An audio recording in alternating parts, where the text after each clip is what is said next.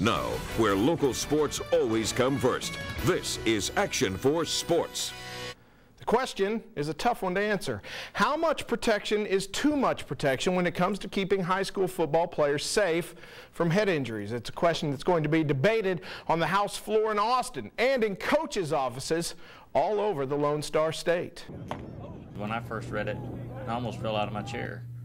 You know, I mean, basically what it's going to turn into is flag football. San Benito head football coach Spencer Gant is talking about House Bill 887, a bill that limits high school and middle school football programs to 1 or 2 full contact practices a week. The bill has stirred up controversy since it was filed in the Texas legislature last Thursday. Any football coach that knows football is going to look at this and say you can't do it. I can see where the concept of 1 practice a week on contact can be an issue and what they want us to do. But is it going to really solve the problem?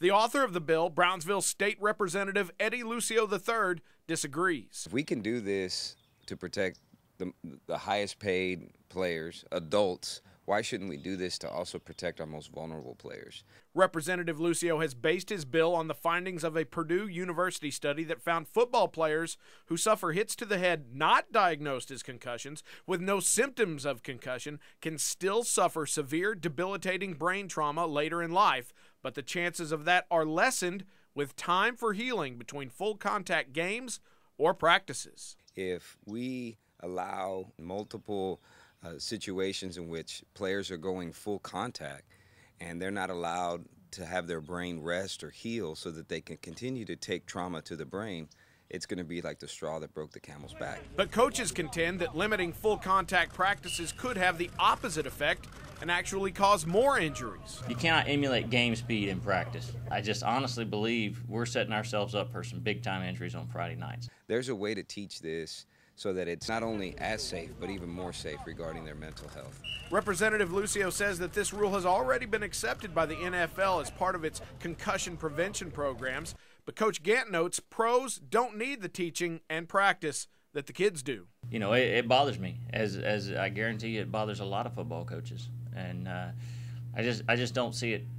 I just don't see it happening. I hope it doesn't happen. This is something we just have to do. It's the next stage in the evolution of the safety of the game. It's early in the game, and I know everybody's in our business is students first, athletes first, protection of athletes, and I guess we got to listen to everybody and we got to see what's best for everybody.